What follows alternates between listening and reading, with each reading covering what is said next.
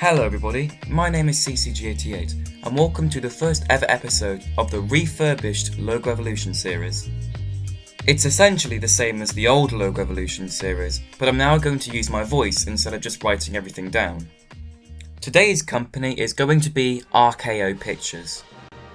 RKO Pictures was founded in 1928 as RKO Radio Pictures Inc. They're considered to be one of the best film studios of Hollywood's golden age.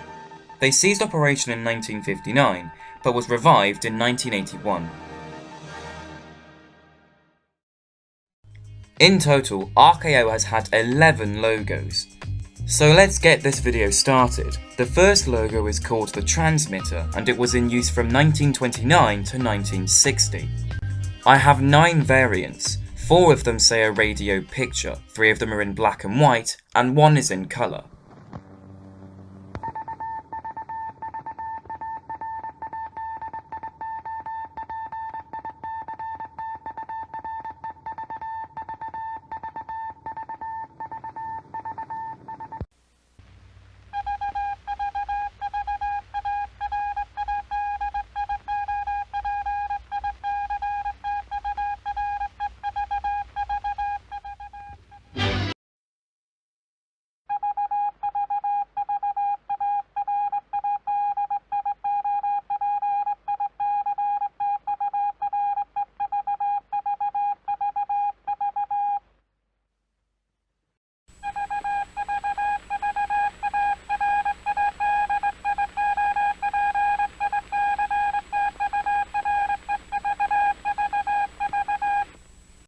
And the other 5 variants say an RKO radio picture.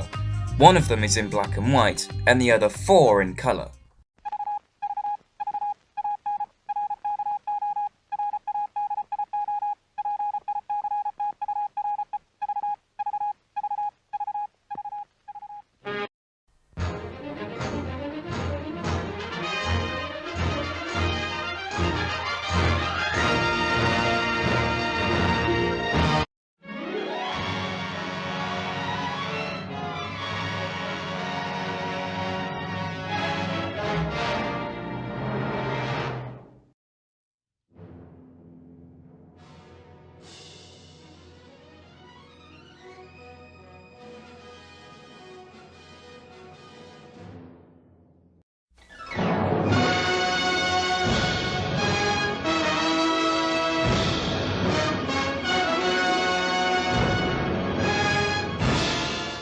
Very primitive 1920s animation here, but it was also rather advanced for the time.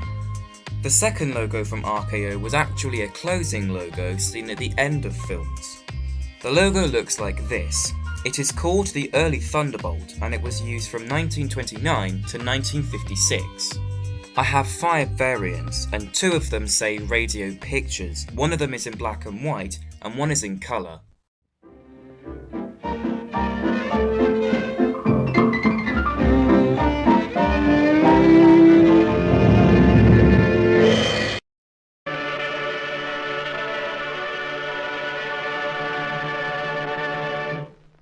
And the other 3 variants say RKO Radio Pictures. 1 of them is in black and white, and 2 of them are in colour.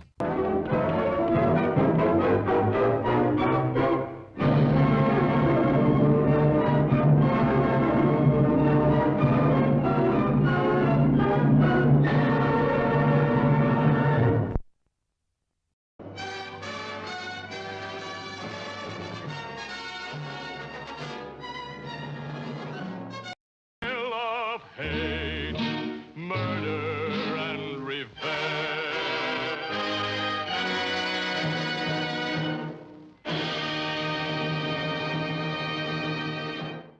Since this logo was a closing version of the first logo, both of them are very common. However, in the 1950s, RKO met some difficulties. In 1948, Howard Hughes, an American industrialist, took over RKO Radio Pictures. In 1955, Hughes sold the company to General Teleradio, which is the media unit of the General Time Rubber Company, renaming the studio to RKO Teleradio Pictures. The company did not last very long, shutting down in January 1957. This is the only known logo under this name that is on the CLG wiki. It is called The Wave and was seen in 1956.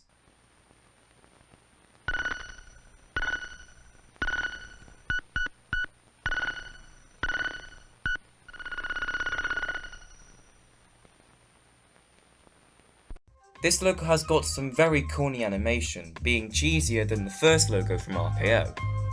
The sound effects can also get some depending on what your opinion is on this logo.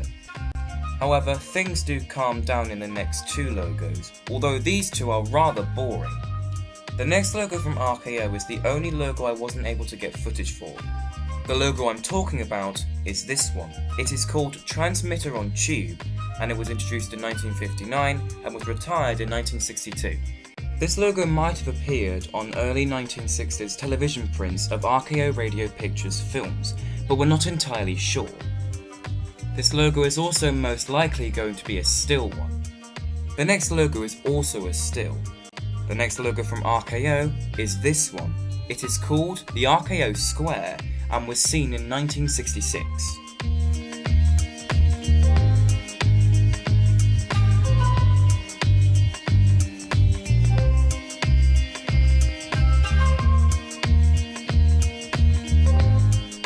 Depending on the film quality, the background may appear pink.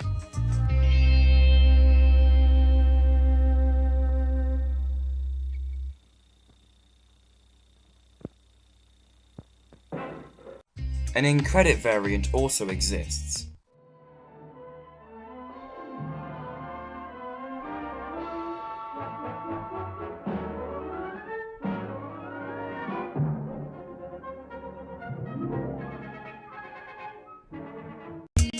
The RKO Square itself is a pretty interesting idea, but the logo itself was really boring. Could they at least add some music into it or something? When RKO was revived in 1981, their next logo consisted of both animation and music. However, it turned out to be the scariest logo from RKO. The next logo from RKO is this one. It is called the 80s Thunderbolt and was used from 1981 to 1987.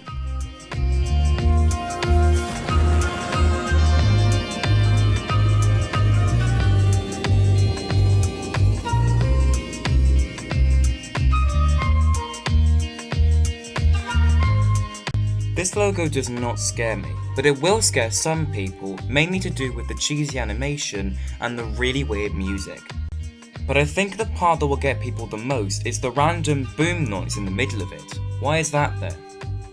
Overall, I do like this logo, but you can definitely tell it was from the 80s. The next logo is like an improvement of the 1929 logo and the 1981 logo. It looks like this.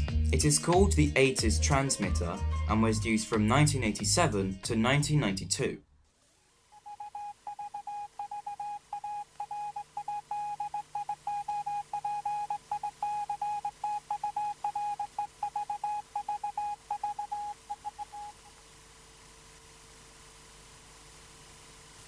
I have a variant where the Morse code's beeps are low pitched.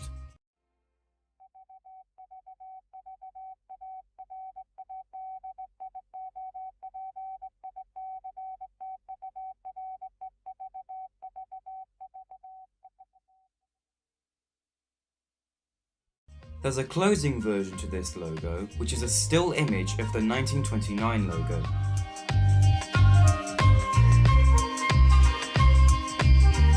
Although this logo is still cheesy, and the beeps may still get some people, it is now my favourite logo from RKO. However, the next logo from RKO, if you can even call it a logo, is rather boring. The logo looks like this. I call it Boring RKO, and it was seen in 1992.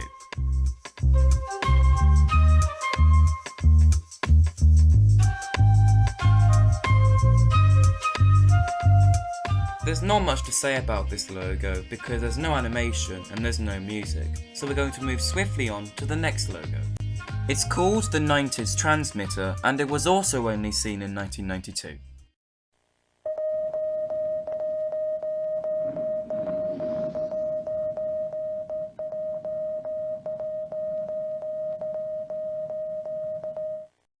although this is not my favourite logo from RKO, it's very interesting compared to the 1987 logo. It actually would have been nice to see this logo more in the 90s, but it was only seen once or twice. The next logo is the one that we should all be able to recognise. It is called the CGI transmitter, and it was first introduced in 1998.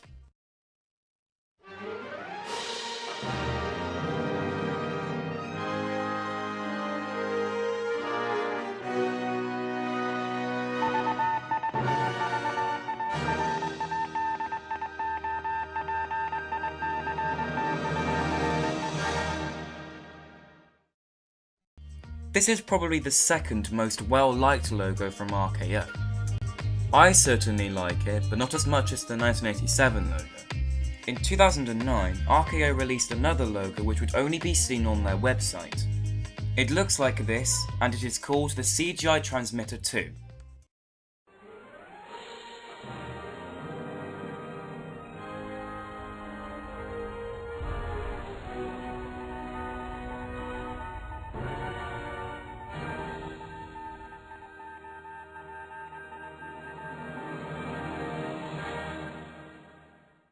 This logo is very well made, and it would be nice to see in future films from RKO. But, unfortunately, RKO doesn't really release a lot of films anymore. Their latest film was released in 2015. They're not dead, they're still alive, so I guess you could say that they're kind of like a semi-inactive film company.